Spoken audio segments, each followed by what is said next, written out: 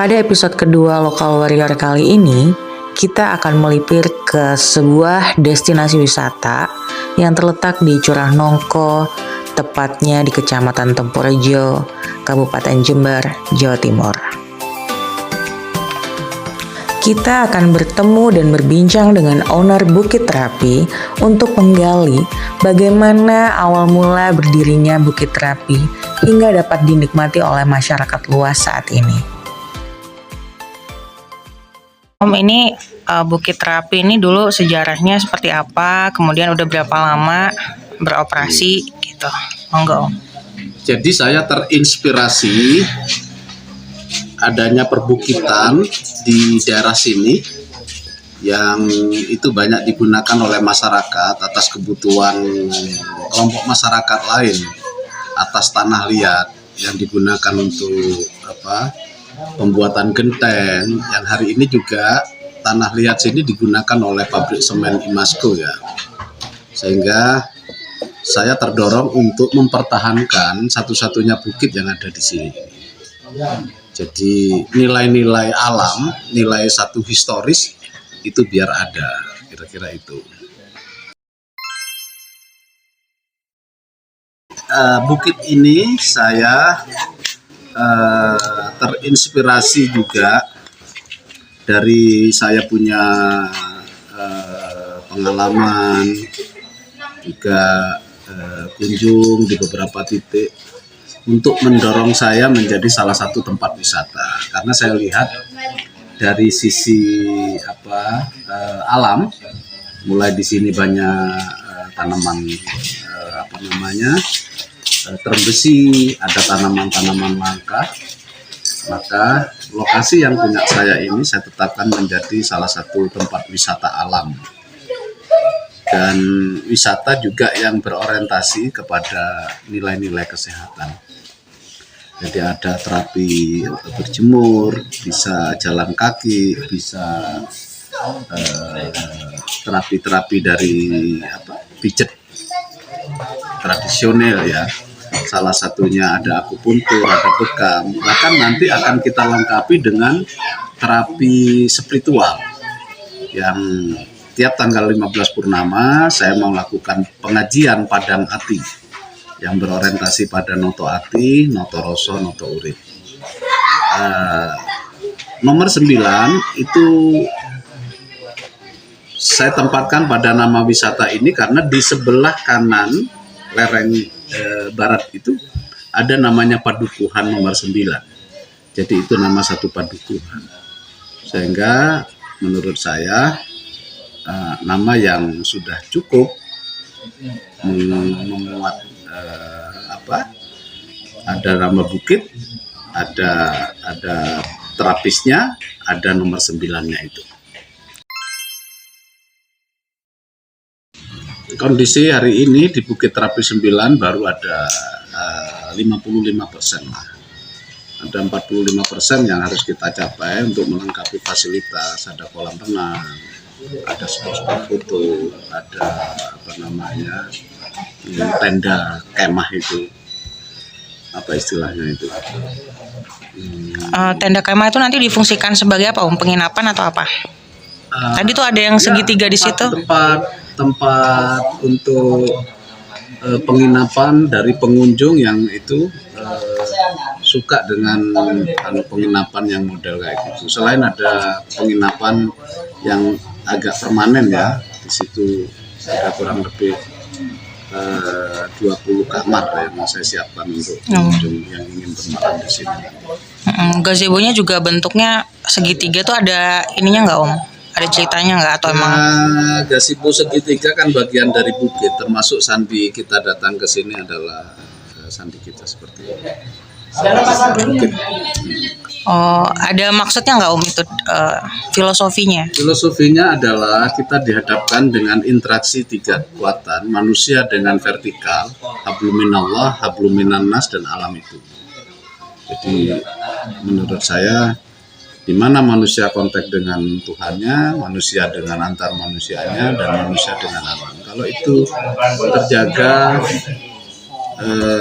terinteraksi dengan baik, insya Allah lah, kan hidup ini kan bagian untuk mencapai sebuah kebaikan dan kesempurnaan selama dunia akhirat.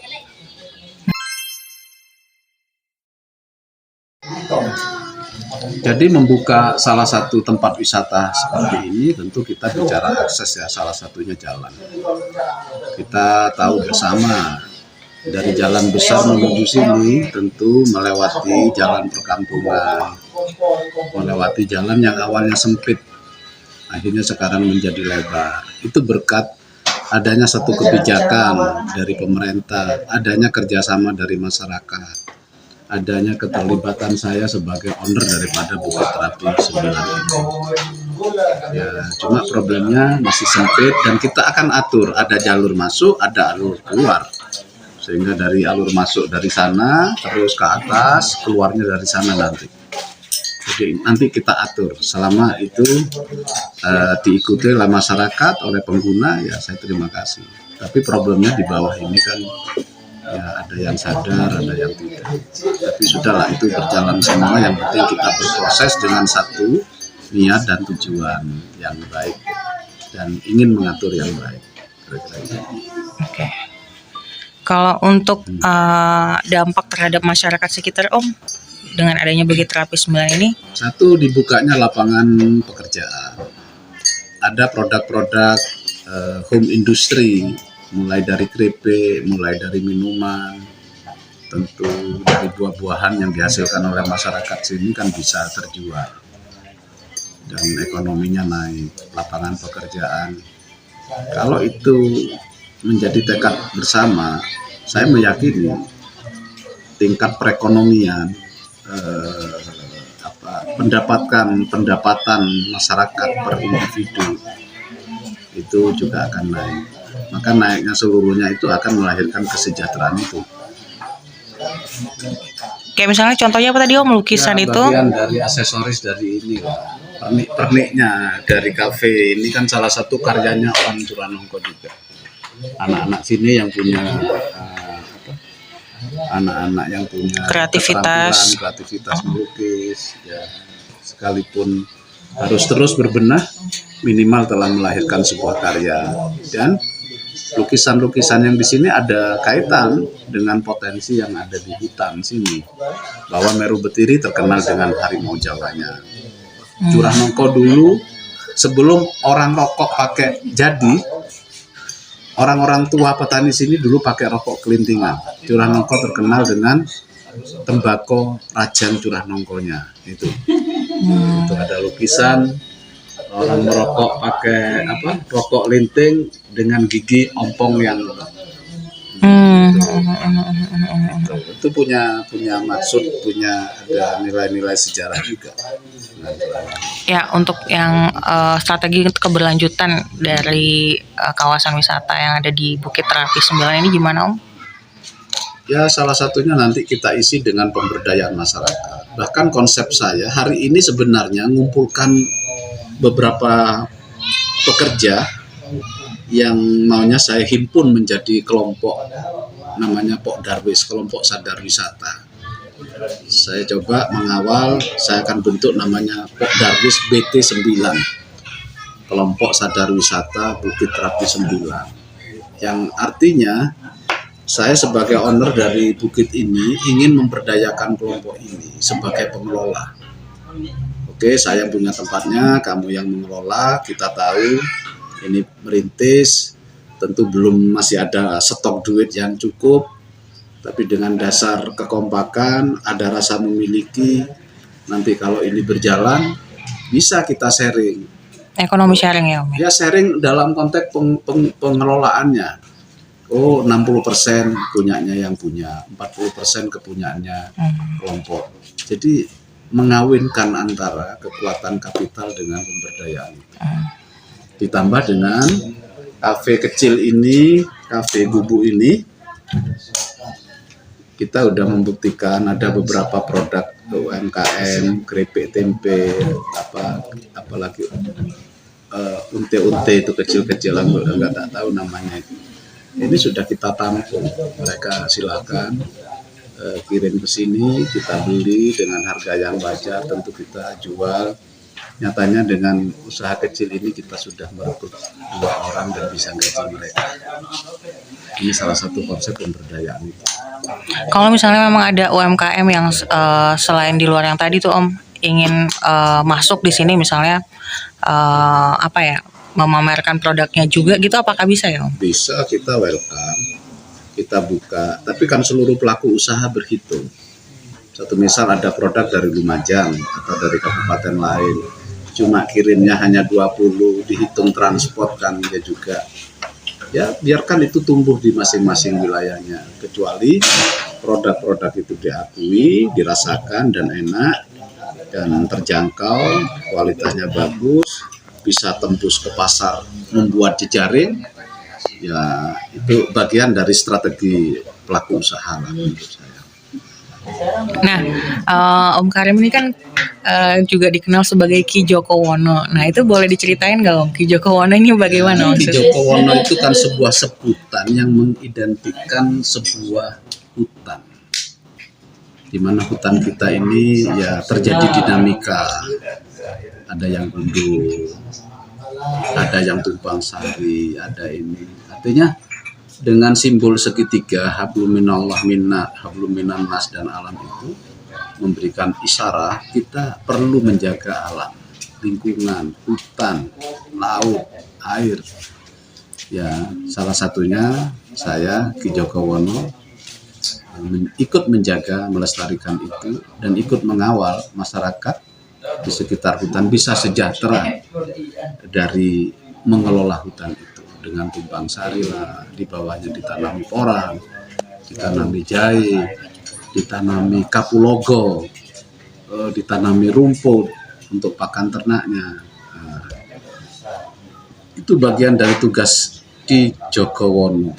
Joko itu menjaga Wono. Mari kita tumbuhkan satu semangat untuk berkreativitas, semangat untuk membangun kebersamaan, dan budayakan dengan kerja keras, cerdas, tuntas, dan ikhlas. Kalau seluruhnya itu sepakat, terintegrasi, dan dikerjakan dengan niat yang baik, insya Allah apa yang menjadi tujuan hidup kita sebagai manusia, insya Allah akan terpenuhi selamat dunia akhirat. Kira itu.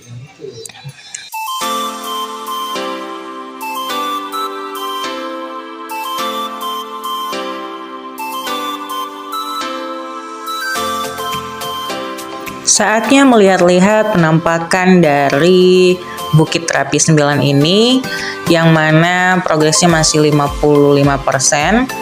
Nanti kita akan kembali lagi beberapa bulan ke depan untuk melihat perkembangan dari Bukit Terapi 9. Yuk kita simak kira-kira ada apa aja ya.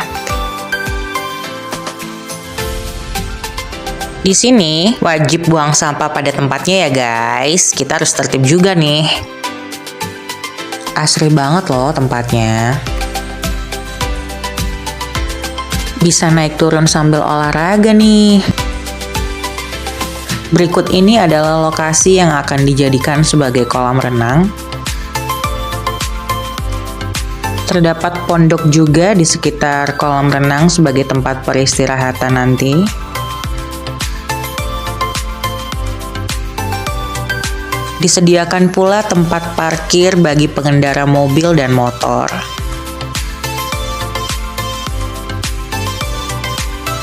Keseruan lain yang bisa kita nikmati adalah menanjak dari bawah menuju atas bukit.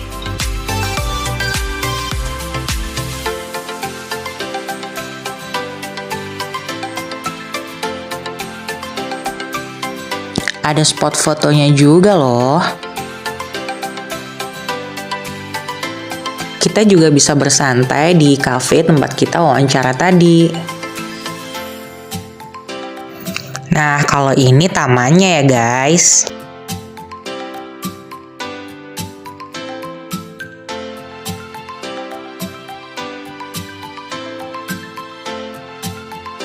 Keren-keren ya lukisannya.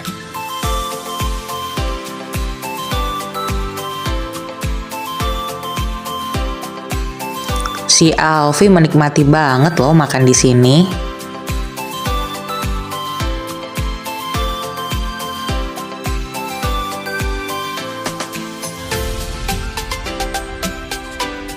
Ada tempat pacuan kudanya juga loh, jadi kita bisa berlatih berkuda juga di sini. Seru banget deh.